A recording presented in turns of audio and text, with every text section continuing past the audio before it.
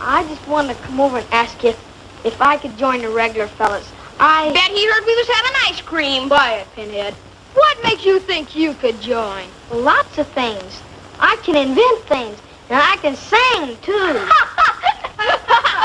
What do you say, Jimmy? Should we give him a chance? Okay.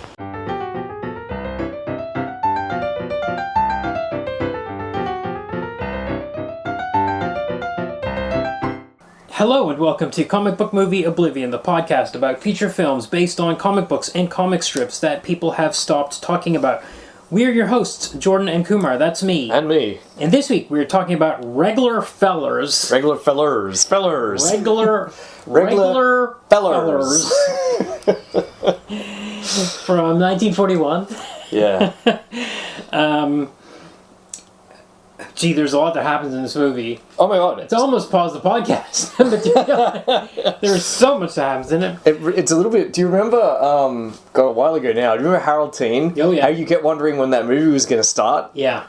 Yeah. This one was a bit like that. Oh, yeah. You can't... And then once it started, I was like, why do they keep adding plot elements to this thing? Every sentence was some new development that had nothing to do with kids or anything, but we'll talk about all that stuff. Like, the listeners can't see this, but this is the plot synopsis. This is about half a page of size 9 font. Cramped size 9 font. It looks like Apple Terms and Conditions or something like that. And it's only an hour and 4 minutes. Oh, I know. Okay, but first we'll talk about Reg'lar Fellers. Reg'lar Fellers was a kid gang comic strip.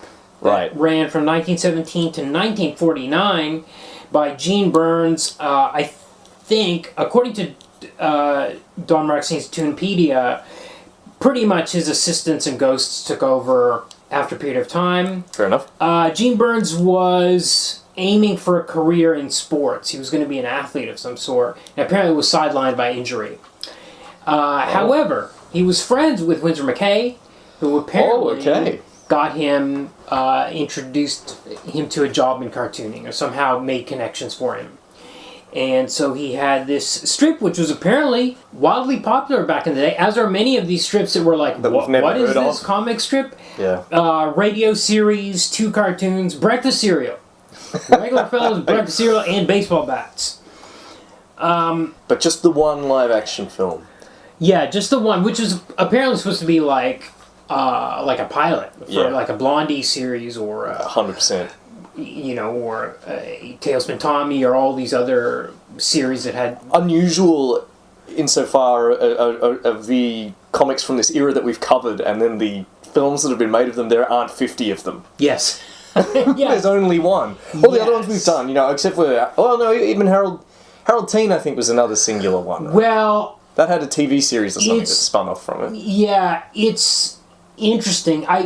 This is the podcast about movies based on comic books and comic strips that people have stopped talking about. But I bet you there's a lot of podcasts out there about Carl Switzer. I bet there are lots of Hollywood true crime podcasts and all that sort of stuff. I take it you read about his interesting life and untimely death. Yes, and I think he was probably already aging out a little bit by the time he did this. So this was his first... Carl, I think it's Switzer. Sorry, Switzer. Carl Switzer was the original Alfalfa from the Little Rascals or Our Gang. Right. From 1935 to 1940, he did 12 Our Gang movies. Yeah. Over 5 years. Basically, and he was the star. It's like a TV series. It's like your Blondie or your, or your Red Ryder. They're just pumping these things out. They're all shorts. They're not feature lengths. And he does 12 of them over a period of 5 years, and then by the end of it, they're like, well, you're too old for this, because I think he was like 14 or so. So now they've brought him into this R gang, or this Reg'lar Fellers, and he's already, they're like, well, this kid's too old for our gang, we're going to put him Reg'lar Fellers and make a series of Reg'lar Fellers. I think they were shooting themselves in the foot right out of the gate, maybe. But we'll get to that. Okay. Stay tuned for the interesting... So, basically, it's like a lot of the other kid gang strips we've talked about, like Fatty Finn or Skippy. Yep. It's basically a bunch of kids running around in a kind of a neighborhood with picket fences with graffiti scrawled on it, kind of almost It's pre-Depression era, but it's almost like all those strips, very similar looking kids going around the neighborhood getting up to trouble. Our main characters are a kid named Jimmy Dugan. Yep, Jimmy Dugan. I only read about 20 of these. Right. Because I found they were getting pretty repetitive. Oh, yeah. They were Sundays. They were all Sundays. Yep. And I was like, okay, I kind of get it. Yep. After 20 of them. Even though you did this they just get up 30 years. Yeah. I can't imagine. Yeah, well, I just read 1 year's worth. From 1925, I think. Right. And yeah, they just get into scrapes. The humor is very laboured. Much like, I think it's similar to Harold Teen, and it would spend an entire page building up to a very lame punchline in the final panel. Yeah. So it usually be about a 12... Super lame. Yeah. Sometimes. Amazingly lame. And sometimes repeated himself in these... I read these 1925 ones. I read 20 of them. Oh, we read the same ones. And there's ones like where... one thing that happens is these kids lie. They exaggerate to the point that they're lying. Like, my dad can fight a gorilla. And the other kid says, well, my dad can push an elephant. And they're like, oh, yeah, prove it. And then or I can move an elephant. And they're like, prove it. And then he shows up with, like, animal crackers. And in the final panel, it's just him pushing an elephant-shaped animal cracker. Yeah, that's the joke. That's the joke. The final panel, silent panel of him pushing this animal cracker. But he repeats this on another one where he shows up with, like, animal crackers or something at the end and pushes this thing around. Some of them were absolutely insane. So the kids are basically Jimmy Dugan. There's Puddinhead Duffy and his brother Pinhead Duffy. There's also another one in the middle called Knucklehead or something like that. Knucklehead Duffy or something. There's a girl named Aggie. Yep. And Blabbermouth. Blabbermouth. You know, there's one where there's a whole thing where they buy... I think it's Blabbermouth or one of the others buys an almanac from the general store which has a code in it. A substitution cipher. Yeah. Because I guess they listen to the radio shows where they encourage you to translate, like the decoder ring, all that kind of stuff. Anyway, so he's got this almanac and he uses it to write secret letters to his girl. Yeah. And he knows that no one will make fun of him, and he can give that letter to her in the midst of all the other boys. Yes. Because they're not going to be able to read it. Yeah. And we get panel after panel of him like laboriously writing out his letter in both code and in straight prose, and then he gets his reply from the girl in code and straight prose, and then the guy who dropped off the letter said, oh, and by the way, all the guys can't wait for your next letter because they're all reading it too. Yeah. That's the joke. Yeah. They know the code. The end. It's so lame. Yes. Dead on the page. Really astonishing, but it's interesting how somehow there was some element of it that was enough that he could get all these licensing deals and all this merch and all this kind of stuff was happening somehow. All these comics from this era are like this. I think people just they were so bored. Maybe There's nothing to do except read these terrible comics. Yes. Now, I will say, according to Don Markstein, this was one of the first comics in America, not necessarily in Europe, that was like the Cade Gang archetype. Really? Yeah. And this is 1917 is pretty early. The first Our Gang was in 22. Right. So unlike some of those other strips we talked about that were post-Our Gang, this one was before. And he said there were some comics like this in Europe, but none had taken root in America. So this is kind of the first. But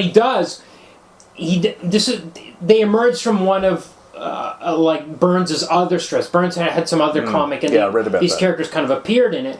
And Don Markstein has a funny description because he says, in 1917, an ensemble cast of urchins became part of the mix. They included Jimmy Dugan, the main character to the extent there was one, Puddinhead Duffy, Jimmy's best friend, and the group's inevitable fat kid, Pinhead Duffy, Puddinhead's younger brother, virtually a clone except smaller, and Aggie Riley, the group's inevitable girl, and several bit players. So it was already like a formula that he's already, even though it was maybe the first American one of this kind, there was already kind of a formula for this kind of thing.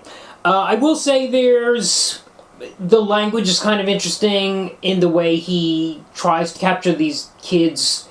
They sound like Brooklyn kids, or it's another. This is also typical of the time, isn't it? We've got phonetic. It's almost a slang. selling point for these strips. I think it's like we want these kids to talk like street urchins, and we want it to be phonetic. It's like Little Abner, or I think Harold Teen was like that too.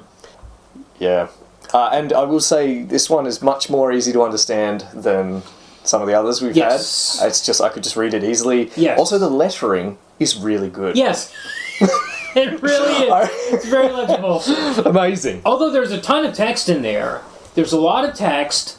It's a text. The gags are text gags, aren't they? And he, I would say he skimps on the backgrounds. A lot of times you just have a blank background, which is unusual for a Sunday strip at this period of time when half the selling point was how much of the environment you could draw in there. The kids are drawn pretty detailed, but it's almost the same drawing every time. Yeah, they're fairly interchangeable. You need their clothing in order to distinguish them from unlike last week when we were talking about Airhawk, where everything was drawn from every angle, from a distance, close up, three-quarter face, profiles, every object was able to be drawn. Here, he pretty much draws the same pack of kids looking at a sign in the soda shop window or running up the street or something. Very similar drawings. There's not much variation. Yes, that's right. So you can admire a single drawing, but once you see 10 in a row, 20 strips in a row, it gets repetitive. Absolutely. Yeah. Yeah, they're caricatures as well. This isn't realistic drawing. You know, the faces are about 6 lines. Yes. And they all pretty much have the same face. Which is fine if there was some compositional variety. He never switches to like close-ups or anything. Nope. It's always the same distance. Same distance. He gets further away or changes the angle even. It's always kind of a straight-on view of these kids in the street for the most part. Yep. Yeah. But it's just so boring. Yes. Like 12 panels, and it's just so boring. Yes, and he's just got to hit this bizarre punchline, quote-unquote punchline, in some way at the end of it. It's absolute thudder of a... Yeah. There's one where they decide to play cops and robbers and with a hanging judge. Yes. And I guess the joke is that they can't find anyone to pretend to be the prisoner. And everybody is refusing to be the prisoner, and the guy playing the two kids playing the police are getting more and more distraught because if they go back without a prisoner, then they know that the judge will sentence them. So they end up getting a cat. Yeah. And they take the cat back to the judge, the kid playing the judge, and he flips out because you can't hang a cat because it's got 9 lives. Right. That's the joke. That's the joke. I don't know, maybe little kids like this, but would they be able to read the language and understand it? I don't know. I'm just going with, it was a simpler time. Yeah, maybe. But, there's other great, comics coming out. Something like Bringing Up Father, which also kind of like had a static perspective and also had phonetic language, but it was just so funny. Yes, but also it had the amazing detail work on the architecture and the dresses, the clothing especially. 100%, of course. It was really special, and we had Little Nemo at the same time. Yeah. We got this guy a job. Yeah. He probably said, I'll get you this job, but you better not put any colour in your fucking comics. I'm the colour guy. Yeah. No backgrounds for you. I'm the backgrounds guy. That's my explanation. Yeah. So I'm not sure why this ended up with a movie as well, which we're going to talk about. Yep. After probably 5 minutes of talking about that comic. Okay. 1941. Yep, 1941. Yes. Directed, produced, and written by this guy named Arthur Dreifuss, co-written. Yep. I don't know this guy, but I just want to list off some of the movies in his filmography in order, because they are the most hilarious titles. Great. Okay. I'll start with 1943. Nearly 18. Same year, Sarong Girl. Same year, The Sultan's Daughter. Next year, Ever Since Venus. Edie Was a Lady. The Gay Senorita. Betty Coed. Little Miss Broadway. Sweet Genevieve. Two Blondes and a Redhead. Glamour Girl. Mary Lou. I Surrender Dear. An Old-Fashioned Girl. Manhattan Angel. There's a Girl in My Heart. Life Begins at 17. Oh dear. The Love-Ins. The Young Runaways. 1968, second to the last movie, for singles only. So, there's a bit of a theme here. Yeah, this guy... No wonder this movie's so bad. His heart wasn't in it because there's no virile young women in it. That's right. That must be it. Yeah. Okay. We start with opening credits. We've got actually panels from the cartoon strip. Yep, always a plus. It is a plus. There's also a cute baby in this movie, which for me is a plus. And sometimes I can be lured a little bit onto the plus side if there's a cute kid or cute baby in this movie. Pretty husky baby. I think she's starting to get a bit old. Yeah. She's also, this is her second film for this particular baby. Okay. There are 2 IMDb credits for this baby. Okay. Okay, now we start with a junior quiz program on stage. Yep. And it starts with our theme song. All these kids are on stage, like a choir, singing this song called We're Just Reg'lar Fellers. Fellers. Yep. Everybody pronounces Fellers as Fellers, so that we don't forget. That's right. That's the name of the film. We're Just Reg'lar Fellers. I found okay, so this is the opening. This is the choir on stage of this junior quiz show singing this song. Now, 10 minutes from now, I have a big question about this song. Because we learned that Reg'lar Fellers is the name of this gang of 5 kids that invent stuff in their basement. Yes. Why is the choir on stage of the quiz show singing, an entire choir of 20 kids, singing this neighborhood gang's theme song? There's no reason. And then there's lyrics like, we're good at history, but we're no good at math because we're just regular fellers. Does that make sense? Nope. That you would be good at history but not math if you're a regular fella? Even the theme song of this movie doesn't make sense. It's true. It's driving me crazy. Okay, so now finally, once the song is done, we get the quiz. Now, we also get cutaways to some people listening to the show. Yep. One is I thought it was a soda shop, but I actually think he's like a used goods dealer. He's got a wall full of doorknobs behind him. He's the general store. He's a character in the strip. Right. He's the bald dude that owns the general store. Right, okay. He's got all these doorknobs behind him, a bit like the Slumberland movie we had a little while ago. And he's listening to this radio program with a cop named Flynn, Irish cop. Yep. And they're making bets about, they think Jimmy Dugan is going to win this quiz. That's it. Immediately, we're 2 minutes in the movie, I'm like, is Jimmy Dugan a smart kid that wins quizzes? Is he like the smartest kid in town? In this universe, yeah. He's not just a regular fella. No, he's not. He's a whiz kid. We also Or he's street smart, you see. And street smarts beat book smarts. Because now we're introduced to a character who seems like the antagonist. Right. But is going to vanish in 2 minutes. Yes. And this is a bookworm, kind of snooty, snide kid. He's able to answer a question about how much water a ship displaces at both high and low tide. And he's very smug about it. By the way, let's talk about the range of difficulty level of these questions. The first girl is asked questions about cooking. Yep. What does parboiled mean? Yep. Things like this. 3 questions. What's braising? What's a consomme? Yes, what is consomme? What is glazing? The next girl comes up and she gets this question about ship displacement. Yeah. The ship weighs 40 tons and it's in this much water and the tide rises. How much displacement? What is going on here? The questions are of wildly varying difficulty. Yeah.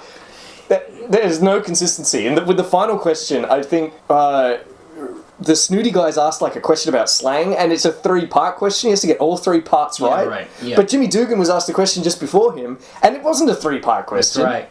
It's very inconsistent. It was like an easy question too. Wasn't it about helium? Was it? Something about helium. That's right. Yeah. It's just so. Anyway, this snooty Jimmy Dugan beats this snooty kid. Yes. But not before we're introduced to Carl Schweitzer's character. Yeah, as Bumps. Bumps. So not a character from the comic, I don't think. He's new for the film. He is asked to name a tune. Again, this is a quiz show. Yes. You have to name so it's a musical quiz show as well. A guy with a piano, because it's all live music, I suppose, because this is the 40s.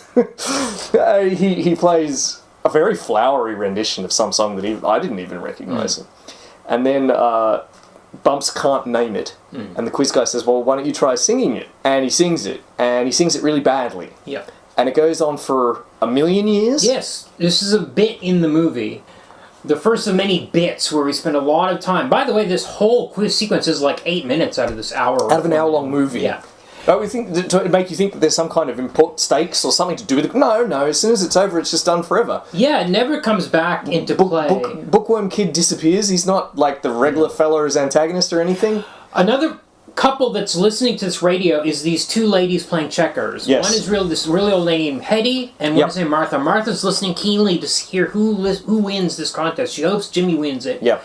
But the old lady, Hetty, is a real old biddy, and she's like, you shouldn't have anything to do with children. I don't want anything about kids in this house. Turn off that radio. She's an absolute battle axe. She's incredibly grumpy and mean-spirited. Later on, she falls asleep at the checkerboard, so Martha sneaks over and turns on the radio to hear the results of this contest, which Jimmy wins. Oh, to just wind back a little bit, back to Bumps' solo. Yes. You were probably wondering what the hell was going on there. Yeah. When I was reading about Carl Switzer, I noticed that when he was on Our Gang, a bit that he would always do was sing a song badly. So this is a reference to... So this is like the Jimmy Durante's Ha-cha-cha. Yeah, exactly. In Palooka. Yes. Got it. Okay. That's it. You got to do your bit. Yep. Your shtick. Yes. No matter... Yeah. Even though you're not the same character. That's right. And even though you're 14 now. He might as well be the same character. Yes. I think. Yeah, exactly. Okay, so after the contest, they win a fortune, like $25. Yeah. And they decide they want to... But they also reveal on stage, this is so you were about to say, what they want to do, because they reveal that they're kid inventors that try to invent things that will help the government. Yep, the war effort. Yes, I don't, this is like Tailspin Tommy, when they were inventing these mail couriers were inventing a bomb. Yeah. The bombing device? Yes. The bombing device? Yeah. Do you remember the bombing device? Yes. It's the same shit, because this is what everyone's obsessed with in 1941. That's right, because in the comic, these kids are not kid inventors. No, they're just regular kids, but here, they're not regular fellers here. They invent an amphibious tank. Yes. It sinks, but... Yes. Yes, now...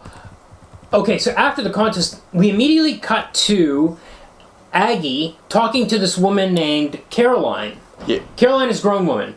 Yep. She has a baby named Ruthie. This is the cute baby in the movie. Yes. And she's like, okay, you're going to take care of my baby. We get this very complicated plot now where Caroline goes to see her mother-in-law. This is... Who is Hetty, the old battle axe. Yep. Hetty's like, who's there at the door? And she has disowned her son for marrying this girl who she hates. She hates Caroline for some reason. And she doesn't have anything to do with this baby. Yep. And she's actually gone to Child Protective Services to try to get the baby taken away. She doesn't want the baby herself. No. She just wants the mom and the baby to be miserable. Yes. She wants to break up, she wants to ruin this. And her son too, who also has vanished. Yes, this is also an interesting line. He's estranged. Yep. And not only is he estranged, later at this point, that we learn he's like in New York. He's in some other city. Yep. We find that out later. All this stuff is just piled on. By the way, this is a kid's movie. We're 10 minutes into it, and we've got all this stuff going on about her being this, like, basically abandoned. So Bump shows up. He wants to join the Reg'lar Fellers. So they agree to bring him on. Yeah, so they've got a clubhouse in the basement. Yep. And, it's at Jimmy's house. Yes, they catch him spying, and then Pinhead, the little kid, goes upstairs and throws him down the stairs. Yep. They actually treat this guy completely. Hits him with it looks like a cricket bat, except it can't be because it might be a branded little Reg'lar Fellers baseball bat. It looks shaped like a cricket bat, though. Yeah. Or it might just be a 2x4 or something. But they beat the shit out of this guy. They treat him like crap. They're like, get out of here. He says he's an inventor. They're like, we got our own inventor, Puddinhead Duffy. By the way, Puddinhead Duffy wears a striped shirt like he does in the comic. He looks like his comic counterpart. They at least paid attention to that detail. They let him join. Yes. On a provisional basis. Pinhead tricks him into trading for these broken roller skates he has for his plate of ice cream and a penknife. And when Pinhead gets the skates, he immediately puts them in a vice grip and repairs them. Alfalfa is shocked by this. And not much of an inventor if you can't fix a pair of roller skates. And then, he might have been exaggerating like the kids in the comics. But he is a good inventor though, because he invents all these gadgets at the end of the movie. That's right. You're right. It doesn't make sense that he couldn't fix his own roller skates at this point. In fact, he's so stunned that the roller skates are fixed that he drops the ice cream on Pinhead's head.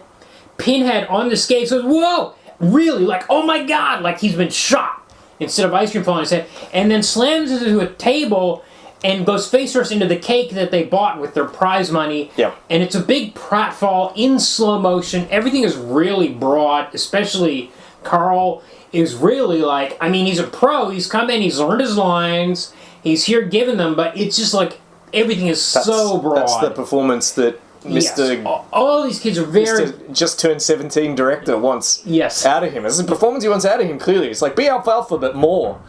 Yeah. Yeah, so they've gone to see Hetty. She has a barn, and they want to rent it off her so they'll have more space for their inventions. They want to build a tank. Puddinhead has designed an amphibious tank. Yes. They're like, we need to build this thing. I was like, what? These kids are serious about building this thing? They're like, yeah, we need to rent this barn. So they go over to... And they've got all this money, so they can. And that's right. Although soon enough they're going to go broke. Yes. Which goes nowhere. That's right. Yep, so anyway, they... I thought for sure they were going to have a talent show. And I was waiting for the talent show. I was bloody waiting for talent show? I guess it was the quiz show at the start, maybe, that ruined it. The fact, as soon as she said that they owed 37 cents to the general store, I thought, holy shit, we're going to have another talent show. It's going to be like the fourth one. No, unfortunately not. Okay, so... But she refuses to... That's right, she hates the fact that children have been let in the house, even. Yep. She's mad at Martha for letting kids in the house. She's a complete monster. Yeah. Anyway, so everyone's a bit disappointed in that. So Aggie, though, gets the idea, because she's sweet on Jimmy. Yeah. And Jimmy's sad because they can't rent the barn. Yeah. So she gets the idea that they just need to cheer up Hetty. Yeah. And then she will agree to rent them the barn because she won't be so miserable. And her idea for that is that they need to reunite her with her wayward son. Yeah. So they set to writing him a letter. Yes, which they're going to send to the police commissioner to get the police commissioner to reveal the location of the son. Because they don't have an address. No, wait, no. No. They just start writing the letter because they don't have an address. Yeah. Incidentally, this was Aggie's idea, but she then sits at the typewriter and types it out, and Jimmy dictates it to her. Yeah. There's quite a lot of unrepentant sexism in this movie. Yes. Whatever, fine, it's 1940, what else do you expect? So they go to the general store, and the guy in the general store, he has mail from Lawrence. Is the guy's name. He knows this guy, Larry. Yeah, Lawrence. He's or knew him in the past. Well, it turns out he's a good guy, Larry, because he's paid his debts. He took a loan out from the guy at the general store, so this guy does loans as well. Yeah.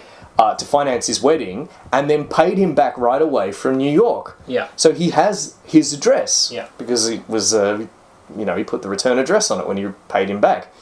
The kids ask if they can have the envelope so that they have the address, and then they promptly mail off this letter saying, come home, whatever, your mum misses you, come home, etc. Then what happens then is that letter is intercepted or becomes known to the police in New York, and the police in New York write back to the town with the Reg'lar Fellers and tell them that the person they're looking for, Larry, is in jail. I thought somebody told them that verbally. The cop heard from the New York police. Oh, got it. Okay. The person you're writing to doesn't live there anymore because he's in jail. And the Irish cop, Flynn is his name? Flynn, yeah. He says, you can't tell anybody this. I'm telling you kids. Yes. Yes, that was crazy. People just do things for no reason. Yeah. So, I'm telling you kids this, but you can't tell anybody. You especially can't tell Hetty. Yeah. Because it'll break her heart or whatever. Yeah. Yeah. So, okay. Fine. Yeah. What happens next? Next is we forget this storyline for now, and we go to the amphibious tank. They built the tank. There's a big ceremony. They drive it into the water. By the way, they've traded for a motor from the shop. Yep, they've traded the roller skates. Yeah. Or maybe paid it as well. Maybe paid some of their money too. It's not clear because they're in hock now. The thing sinks. Yeah. The government's not going to buy their amphibious tank invention. Yeah. And then Aggie springs it on them that they're 37 cents in debt. Right. Now, also, at this point, they're still looking for Larry. Yeah. They're still like, let's find Larry. But why? Because they don't need the barn anymore. No, they've built the thing. They built the thing and it sank. They don't need a barn for their projects anymore. Nope. So why do they need to impress Hetty to get her barn? They don't. They can give up the search for Larry, but for some reason they're still Well, because this movie, next thing needs to happen in this movie. Yes. So they're in debt, but that just goes away because the next scene happens, and the next scene I think is, for some reason, it's Pinhead is got the baby. They've left the baby outside. Aggie is supposed to be looking after this baby. Okay. They've parked the baby outside on the front porch instead of bringing her down to the basement where she usually hangs out. Yeah. And Pinhead goes up there. Fortunately, the baby's still there. But unfortunately, Pinhead is the one that kidnaps the baby. He's got this brainwave. Yeah. You know, he knows that they're trying to cheer up Hetty. Yeah. What do women like? Babies in this universe. Yeah. Yep. Because this is the sexist universe. Somehow he thinks that leaving the baby on the doorstep, he doesn't know that Hetty is the baby's grandmother. Nope, he doesn't. He just thinks that she'll like having a baby. She'll like a random baby on her doorstep. I'm not going to give this film any credit, but this is pretty much. I think this is played as a bad idea. Yes. This was a dumb move. Yes, of course it is, but it's super dumb because he should know. I don't know. The kids know Ruthie or Caroline. I mean, the kids know Caroline, Ruthie's mother. The baby's mother. Yeah, well, so maybe he's just like abducting. No, he just gets an idea. He just thinks it's a great idea, but he doesn't know that. But he seems too old to have an idea this dumb. Yeah, he's like 8, 9 years old or something. He just seems too dumb to be having this kind of thought. But that's fair because he's the guy. He was canny enough to con bumps out of his roller skates, and now he's dumb enough to think dropping a random baby on someone's doorstep. And he only decides it's a bad idea when he finds out that Hetty is her actual grandmother. Yes. Doesn't that mean it's a better idea than it was before? Anyway, sure, it works. Hetty's at first outraged. Yes, but then there's a baby in the house. But she immediately starts. And Martha brings the baby in. They don't call the police for some reason. I can't remember what her excuse is. Because then the film would end. But Martha comes up with some Martha, by the way, is Hetty's helper, like housemaid. Or... Yeah. Lesbian lover. So anyway, Martha brings the baby in. There's some excuse for not calling the cops, and the babies are overnight. Yeah, and Caroline does contact the cops, so the baby's reported as kidnapped. Yes, and they read about it in the paper the next day. So the next morning, there's a headline that the Hudson baby or whatever has been kidnapped. Yeah, and then. Hetty, who's been warming up to the kid, is now really angry again because it's her granddaughter. Yes. And she calls the cops, I suppose, to report Caroline as an unfit mother. Just the ammo she needs. Yeah. She's been trying to split this family up and make them miserable. Yep. Now she's got the perfect ammo.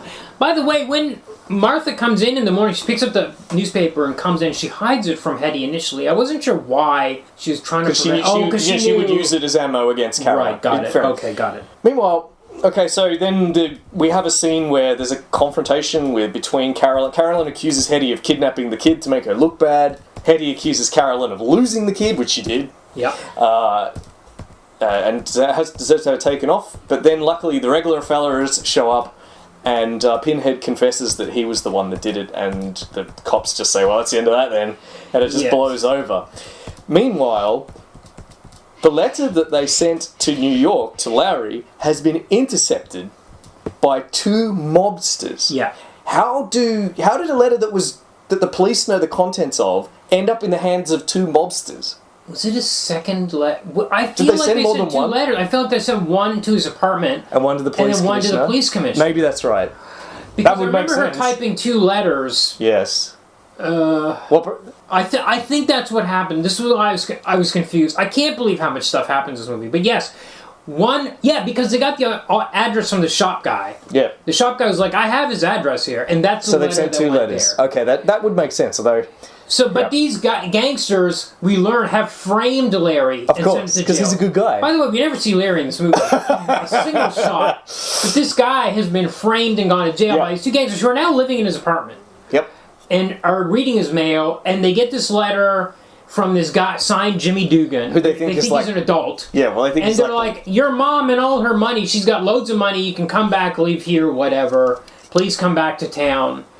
And they're like, oh, mom's got money, let's go down there and swindle her out of it. Yep. So these 2 bad guys... They show up saying they're friends of Larry's, that he's coming in a couple of days, and they've just arrived first. Yeah. That's not a very believable story, but whatever. Like, Hetty just lets them in, and what's more, she's like really likes them. She's like, yes, she was playing like checkers with them, She's fawning over them. By the way, as far as we know, she hates her son. This comes back again and again. She hates her son. She hates her son for marrying Caroline. Yes. So why does she like her son's friends? Why who she's never met before? Why indeed? Also, the kids sneak into the barn. They take over the barn. Yeah. They don't have permission. Yeah, they don't even rent it. They just take it over and start building things. Why did they do that in the first place? Why not? They take over the barn, and by the way, we learned that Alfalfa is good at making traps. Yes. Like bear traps and like rope traps. He's made a bear trap. Yes. And he tricks out the barn with stuff. By the way, while they're doing all this, Hetty comes in there for some reason. She goes out to the barn, she looks around, and she sees that all the kids are hiding here and there, and she has this smile on her face like, aren't kids just the sweetest? But you don't like kids. She doesn't like kids. So I didn't understand why she was pleased with their cuteness in this scene. I don't know. I also don't know why she lets these obvious crooks live in her house. Well, she's dumb. Right. The kids aren't dumb because they know that they overhear the conversation about Larry coming back to town. And they know that can't be. And Jimmy knows this can't be the case because he's in jail. Yep. So they're like, well, something's crooked about these guys. Yep. And then sure enough, the guys start cracking the safe. By the way, this is maybe the 4th week in a row we've had safe cracking. They start going into the safe. Well, they can't get in it. They can't get in it. So, next step, just pull Martha aside. Yep. Threaten her at gunpoint. What's the combo of the safe? She doesn't know it. I don't know if they have guns. I can't remember. They do. They do. They pull Hetty in. They're like, Hetty, open the safe. And then Hetty says, I've been expecting this. Yes. I knew you were no good. She knew they were no good. What? Then why are they in your house? Yeah. Kick them out. You wouldn't even let your own daughter-in-law in your house. Yeah. And these randos that you knew were... nothing in this film makes sense.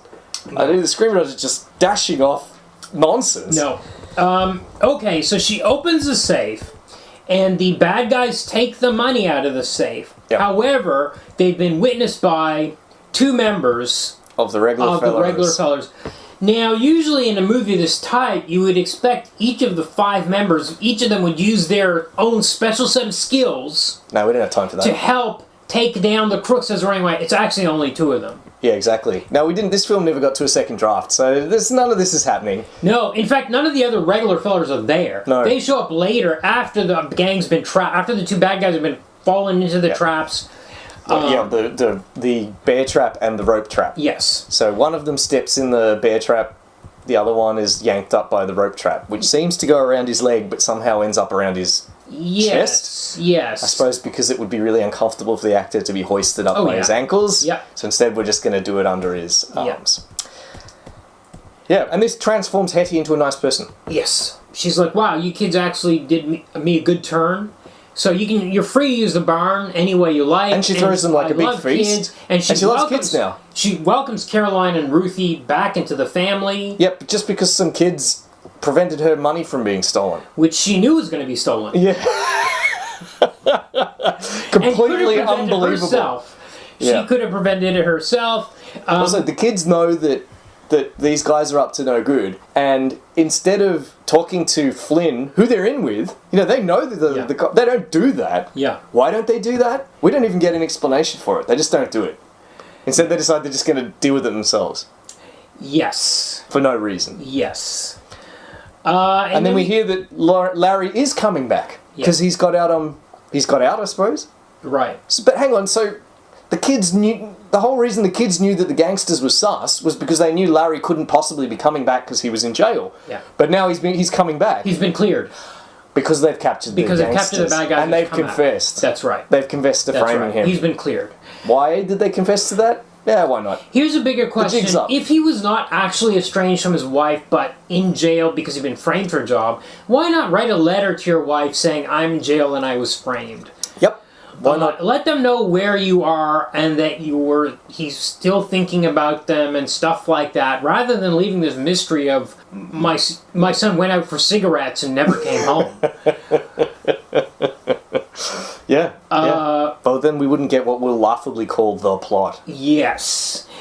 It's really amazing how much of this is not... the whole time I was thinking about Skippy and how... What a great movie that was. And how good it was and how it was all kind of kid... It was a kid world. and the kids were only able to operate within that world. Like, they tried to go to City Hall and make a speech, and they couldn't get in because they're kids. Yeah. Here, 10 minutes in, suddenly we've got this...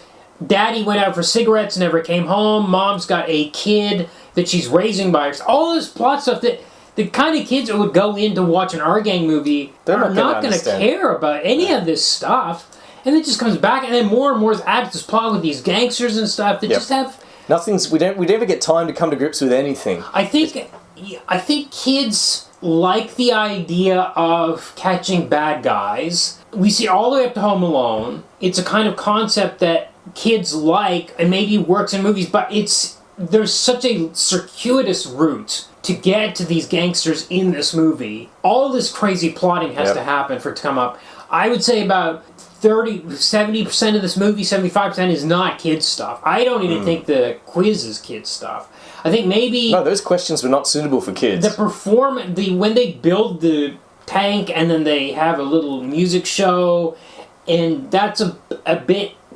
I think even the building the tank is questionable. Like, it's how did they build that tank? Yeah. And they just put like an outboard motor on it. Yeah. And, like, the kids are like, there's a band, like the Reg'lar Fellers, Pinhead's Reg'lar Fellers band, and they're playing, like, this is like a proper brass band with like a drum kit, and they're playing like professionally. It's like, I think compare that to like Skippy's talent show. Yeah. I think this actor who played Pinhead seemed to have a talent for drumming and singing. And this was like he was like a triple threat. And so that's why they have to shoehorn it into this movie. This film twice. Yeah, yes, that's fair. Well, I mean, this film, they just dashed, this is no Skippy. No. Like, they just dashed it off. Yeah. This was film 1 of 150 that this particular studio put out that year. Yeah. It's one of the studios on Poverty Row. It's one of they just need to get this out as quickly as possible. It doesn't matter if this plot doesn't make sense. It doesn't matter if the performances aren't great. It doesn't matter if the gags are stale. You just got to get it out and on to the next one. Yeah. It reminded me a lot of Harold Teen, which also had a similarly crowded plot. Yeah. Where it never seemed to start. Yes. And also, which had, it was also obviously rushed out, like that one had really kind of choppy editing. At least this one was a fairly decent editing job, whereas compared to Harold Teen, that was a really rough. Yeah. But Harold Teen is charming in, like, other ways. Yes. Like... It had some pluses, like the dance scene. The dance scene is amazing. What's his name? Leroy is his surname? Yeah. Is he? He's not Harold Leroy, is he? He's something else. I think so. No. Anyway, he was like really good in that role. Yeah. And the dancing, of course, his tap dancing scene. Yeah. All of that was kind of cool. Yeah. There's nothing like that in this. Yeah. Do you know anything about this movie? Not really. Anything at all? Not really. Just a little bit about the actors. Okay. So we threatened we would come back to Alfalfa, which we shall. Yeah. But first the actor that played Hetty Carter, the battle axe of a mother-in-law who melts and becomes kindly grandmother on a dime. Yeah. She's been on the podcast before. Really? She played Joe Palooka's mother. Whoa! In Joe Palooka Champ. So not in Palooka the first one, where she had a big role. Oh. Not that lady. Who was a famous silent film actor. Was this the lady that got the nude postcard? No. Oh, that was the first one. No, that was the first one. That was the Jimmy Durante one, right. Joe Palooka's mum in that one, she was a famous, like, silent screen actor. Got it, okay. Here, no, she was the one in Joe Palooka Champ, who I can't even remember. Okay, yeah. But IMDb doesn't lie. Yes, right, okay. Alright, the moment you've been waiting for. What was the fate of the original Alfalfa? Yeah, okay. He wasn't choked to death by Moe, like he was in that episode of The Simpsons. Oh, you stole my bit! God! Oh my God! He's killed the original Alfalfa!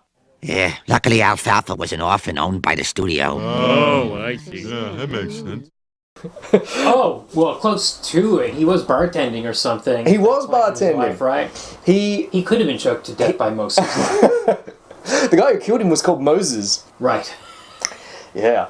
He, as we've hinted at, he did not have a lot of luck once he started to age out of the role of Alfalfa. He appeared in things like this, but always in bit parts and often playing on his most famous role as Alfalfa, like a slightly too old kid. Yeah. he tried to get started in some other kinds of similar series about gangs or kids like this one, and there were some other ones that came a few years later, never took off. He kept doing kind of like bit work right up until his death, but he had to find other ways to make ends meet. Apparently he was I guess he never made any money out of being Alfalfa. He was working in a bar, as he pointed out. I suspect all these kids were on pretty dodgy contracts, studio contracts, 20 movies for $20. In the aforementioned Simpsons episode, Moe says it was alright that he killed Alfalfa because he was an orphan owned by the studio. Right. Which is close enough. Although he wasn't actually an orphan. He was hired along with his brother when they did a tour of the studio where Our Gang was made, and they put on an impromptu concert in the canteen. The producer of the film series saw them and hired them on the spot. Right, okay. Because they could sing. Yeah, right. I mean, apparently, like, Carl Switzer could sing, but they just used to force him to sing too high so that it would sound funny. Comedy bit. Yep. Yeah. Anyway, he has all the different jobs, and dog trainer apparently was the one that he most frequently made money from. Right, hunting dog trainer or something like that, right? Okay. And but he got charged for like illegally felling trees. Oh jeez. That he was going to sell as Christmas trees. Okay. Like he's sufficiently desperate. He's got stuff on the side. Yeah. Okay. So as you pointed out, he was working as a bartender and dog trainer when he had an altercation with a guy called Moses over an amount of money that he believed was outstanding to him. So here's the story that I read. Yeah, well, we can tell the whole story. Is that that guy, Moses, gave him his dog to look after, or something. To train. And the dog ran away. So somebody found the dog and returned it to Alfalfa. What happened? Yeah, so Moses said, you got to pay me for the value of the dog. Yeah. And Alfalfa can't afford that. He's working as a bartender. Yeah. He's cutting down fir trees illegally. He can't afford that. So instead, he tries to find the dog. Right. I'll return the dog instead. So he puts up a reward. I will pay a reward for this dog being brought back. It's brought back. Yeah. And he gives them a reward, like $35 and like $150 worth of free drinks at the bar he works at. Yeah. And even this is too much. Yeah. So he's got the dog back to Moses, and he thinks, look, it's only fair that Moses reemburses me for that cost of the reward I paid to get the dog back. Well, this is just what he decided. Well, he's up shit creek. He's poor as hell. Yeah. No one wants to see 30-year-old Alfalfa. Is there a movie about this? I don't know. I bet there's 20 podcasts. I'll put true crime in the headline of this episode, and then people will get extra clicks. So he gets drunk and goes to this guy Moses' house. Okay. Even though this guy was called Moses, he has some other name, like Bob. Okay. He's like Moses brackets Bob. Yeah. Someone or other. He goes there drunk and confronts him. And what happens next is disputed. Okay. Moses claimed that Alfalfa and a friend assaulted him, and he shot Carl Switzer in self-defense. It sounds like OJ looking for his memorabilia. Yeah. You come around, where's my money? I want my money. Yeah. What's not disputed is apparently the Alfalfa's friend hit Moses over the head with a crystal clock. Whoa, okay. And then Moses shoots Alfalfa in the groin. He bleeds out and dies. Whoa, okay. And it goes to court. It's found as self-defense. He gets off. Years later, Moses' adopted son, or stepson, tells a reporter that that's not how it happened. Right. He says what actually happened was, sure, Switzer was belligerent. Sure, he asked for his money back, and the clock did get hit, but they were leaving. He said they were walking out the door. Whoa. When Moses pulled the gun on them and shot them. And it was only apparently the sound of police sirens was the only reason why Moses didn't shoot down the other guy as well. Oh, right. Wow. This stepson says that he told police this at the time and was asked to testify in court but never received a follow-up. So, but he was shot in the groin. Yep. So he turned around. He was walking out but turned around to face Moses again. Presumably. Okay. The other little tidbit that I saw on... Well, he was only 31. Yeah, 31 years old. 31 years old, sorry to interrupt. Yeah. No. Yeah. Wow, that's like rough. Like you're a bartender raising hunting dogs, desperate for $25, which is, $500 at the time, but still like brutal that he was only 31 when he got to this stage. Absolutely brutal. There are two other tidbits on the Wikipedia page. Excellent. One is that he died on the same day as Cecil B. DeMille, and therefore there was no... It was like on page 10. Oh, yeah. Buried. Absolutely buried. Everybody was talking about Cecil B. DeMille. I remember the same thing happened with... I think John Ritter died on the same day as Johnny Cash, and nobody was talking about John Ritter. Yeah. The other tidbit on Wikipedia is that on his gravestone there's a hunting dog. Yes. Which is, I guess, sweet if you think about him training hunting dogs, but brutal if you think about... Not only that, but I think it's the same breed as the dog. That was lost and found. That was lost and found. Jesus. Okay. People will go to the grave and draw a circle around the eye of the dog, so it looks like the dog that was on the Little Rascals. Oh. Wow. Okay, is that all? That's all we got. I mean, I have no idea how much money it made. Obviously, it wasn't a success because we didn't get umpteen million sequels. Yeah. This is also a late find for me in terms of like the list, the spreadsheet of movies based on comics. Getting rarer and rarer, but not unheard of. Yeah, but it was pretty late that I found this one on any of the lists. So it is really kind of forgotten, except for, I mean, Carl Schweitzer's, I guess, the biggest thing about it. Well, he's prominent on the poster and things like that. So I mean, the filmmakers wanted to cash in on his aging appeal. Yes. Oh yeah, he's front and center on the poster. Mm-hmm. But I think he's second billed under the kid that plays Pinhead. Even Jimmy Dugan's not first billed in this movie. Yeah, we got a real protagonist. We got a real Marlon Brando, Gene Hackman, Christopher Reeve situation going on here. Very good. Okay, so this is a rough week, but let's do our ratings for the comic by Gene Byrnes. Nay for me. Yeah, just boring. Just look at one drawing, pretty good. Okay, this movie? Nay, it's a total mess. So bad. Boring. So boring. It's really one of the worst Much like movies. last week, I paused a lot. Yeah. Went, had breakfast, paused, came back, went and shaved. Well, I went back and went through it again to try and figure out the story beats. This is before I found the plot synopsis on American Film Institute or something. But I went through and did dot points of everything that happens and all the plot threads that go nowhere. Yeah. Just because it was so confusing. Yes. Yeah. But really, this is one of the worst we've done in terms of just, why is this a movie? Well, should we do an Is This Worse Than Veronica? Oh. If we've gotten to that stage. Is it worse than Airhawk and Veronica? I think Airhawk is worse. I think this is... It's hard to say. This is more competent than Veronica, but it is worse. As always, the case with Veronica. We keep coming back with that, because at least Veronica's fun to watch. Well, is it worse than Airhawk? They're of a type, aren't they? They're just something cheap and lazy, bolted but Eric's like weirdly incompetent. Like the weird shot setups, the weird special effects. Yeah, you're right. This is trying to. This is a film. This is for a film from a studio that's putting out 100 of these things, 2 of these a week, or 50 a year, or whatever. 1 every single week. They're just coming out all the time. So it's very workmanlike. Yeah. But, boy, the script is 100% the weakest link. Yes. Because one draft is good enough. Yeah, absolutely. And it's boring. Yeah. Boring, so boring. Yeah. How did you feel about it as an adaptation? I would say, in a sense, it's like the comics, because the jokes are very broad and go nowhere and just are lame.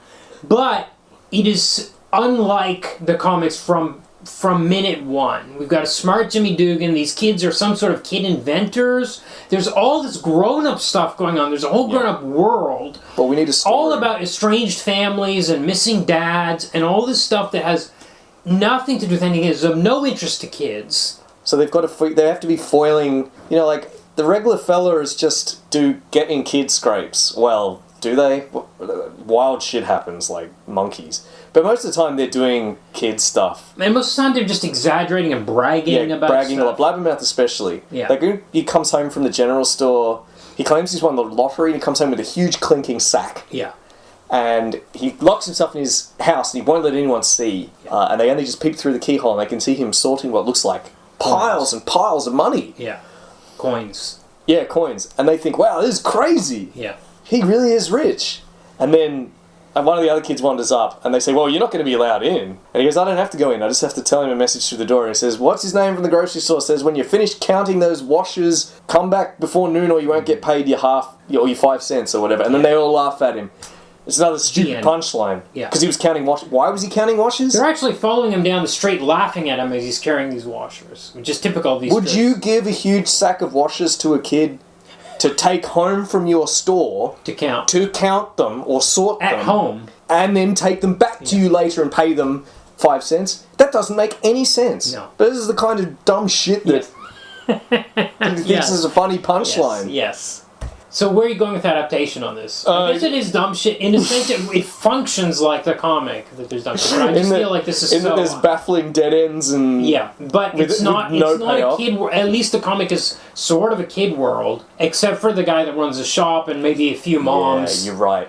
Yeah, I can see how you can go either way, because you've got to have a story if you're going to make an hour-long film. That's right. But Skippy has a kid's story. Yes, that's Skippy has a story that's all about the kids. You're absolutely right. It's not a story about kids. It's some kind of half-baked melodrama. Yes, it is a melodrama. It's a soap opera. So much of it is soap opera about this old woman that hates her son. Yep, that's a really good point, Kumar. Yep, I'm Nate as well. Yeah. Okay. Please like, rate, review, subscribe. You can contact us through the email address which is in the show notes, or you can send us a DM on Facebook, Instagram, Blue Sky, Threads, or Reddit, or comment on our YouTube. And please join our Patreon at patreon.com/comicbookmovieoblivion. All one word. All one word, which helps us with hosting fees and sometimes even comics and DVDs and stuff like that. Not all this stuff is on YouTube. Okay, next week we're going to do Full Metal Alchemist. This is going to be a crossover with... This is going to be a big crossover. This is going to be Crisis on Infinite Podcasts. Yes. It's actually a crossover with Full Manga Alchemists podcast. Yes. With our old buddy Tim, the grandfather of this podcast in a sense, and Patrick, who he does that podcast with. Yep. They went through every chapter. They did like a... Wild. Over years, they covered every single chapter of Full Metal Alchemist. There are 3 of these movies to cover the 27 volumes of the manga. I don't know. We're going to decide at the end of next week whether we're actually going to make 2 or 3, because we don't know anything about the quality of this movie. So we'll decide at that stage whether we actually want to cover the second and third ones, but the first movie covers the first 10 volumes. So we'll be reading those. Yeah, of the 27 in the series. If anyone is following along, it's a bit of a... Yeah, get started now. Oh, by the way, by the time you hear this episode, the full Manga Alchemist version will already be out. Why are you telling them this? They're just going to go listen to it and listen to ours. It will have a different edit. Yeah, a better edit. It'll be, yes, it'll have a better edit, more professional. It'll be probably have like cool sound effects and stuff and clips in there and all sorts of stuff. So don't tune in next week. So go and listen to it right now. You can, listen to either version of that, I guess. Yes, why did I admit that? Anyway. All right.